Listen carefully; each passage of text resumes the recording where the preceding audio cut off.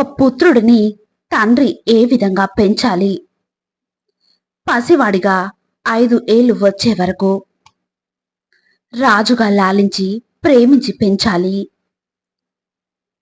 ఇక 5 ఏళ్ల నుండి 15 ఏళ్లు వచ్చే వరకు ఆదరించి బెదిరించి, ఇక తప్పకపోతే శిక్షించైనా సరే సరైన దారిలో నడిపించాలి. ఇక 16 ఏళ్లు దాటిన పుత్రునితో స్నేహితుడిలా ఉండాలి. చెప్పాలే కాని చేయమని ఒత్తిడి తేకూడదు. పెళ్ళైన తర్వాత తన బిడ్డగా కాక కేవలం కోడలి భర్తగా మాత్రమే ఉంచాలి. అప్పుడు ఆ పుత్రుడు కూడా తండ్రిని తండ్రిలా చూస్తాడు, ప్రేమిస్తాడు, గౌరవిస్తాడు, హక్కున చేర్చుకుంటాడు. అర్థమైందనుకుంటా. గొప్ప దాంపత్యం అంటే ఆయనని మార్చలేము అని గ్రహించిన భార్య తనతో మాట్లాడి గెలవలేము అని గ్రహించిన భర్త కలిసి జీవితాంతం ఒక్కటిగా బ్రతకడమే కాదంటారా? తన భర్త సంపాదన అలాగే ఖర్చులను గమనిస్తూ తన ఖర్చులను తగ్గించుకునే భార్య దొరకడం ఏ భర్తకైనా కూడా అదృష్టం కాదంటారా? గుర్తుంచుకోండి, మీకోసం ఎదురు చూసేవాడు లేని ఇంటికి పిలిచినా కూడా వెళ్ళకండి. ఇక అది మన ఇల్లే అయితే అంతకంటే నరకం మరొకటి ఉండదు. అవునా? ఇప్పటికైనా మారుతాడు అనుకొని కాపురం చేసే ఆడవాళ్ళకే తెలుసు వాడు మారడని. ఇక వారు ఆ రోజు కోసం ఎదురు చూస్తూ ఉంటారు. కానీ ఆ రోజు మాత్రం ఎప్పటికీ రాదు.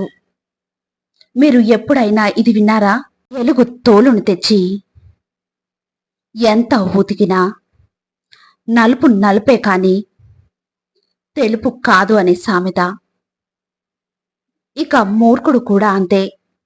వారు మారాలని వారిపై సామ దాన దండోపాయాలు ఉపయోగించిన వారి యొక్క మూర్ఖత్వం, వారి కఠినత్వం ఎప్పటికీ మారదు.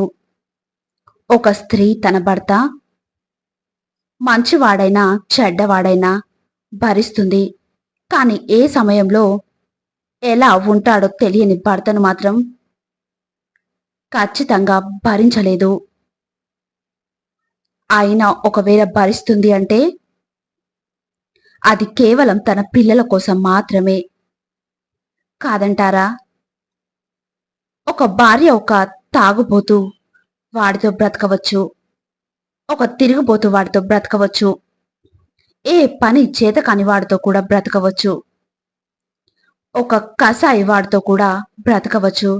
కానీ అనుమానించే వాడితో బ్రతకడం అంటే జీవితం కత్తి మీద సాము లాంటిదే. ప్రతిరోజు నరకమే. పరాయి ఆడదాన్ని మోజులో పడి నీ ఇంటి మహాలక్ష్మిని నిర్లక్ష్యం చేయకు. ఒక్కసారి నీ ఇంటి మహాలక్ష్మి మనసు విరిగిందా, తన ఎత్తు బంగారం పెట్టినా తన మనసు మళ్ళీ సరికాదు. తిరిగి మళ్ళీ అక్కడ చోటును సంపాదించుకోలేరని మర్చిపోకండి. కాకి అలాగే కోకిల, ఈ రెండిటి రంగు నల్లటి నలుపే. కానీ ఈ రెండిటికి తేడా ఏమిటి అనేది అర్థమయ్యేది కేవలం వసంత ఋతువులోనే.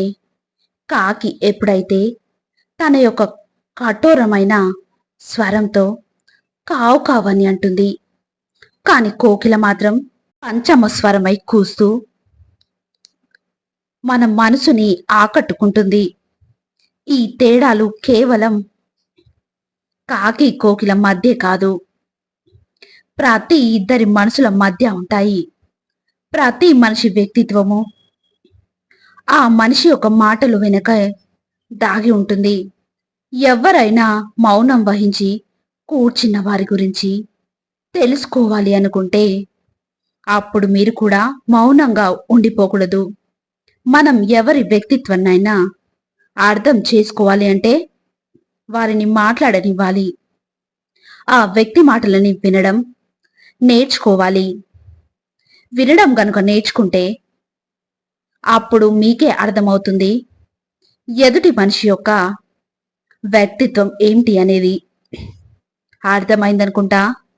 ఈ సంవత్సరం హోలీకి తమ ప్రియ జనులను ఏ రంగులో ముంచాలి అనుకున్నా ఎరుపు, పసుపు, పచ్చ, నీలం, నారింజ అనేక వర్ణాలు ఉన్నాయి.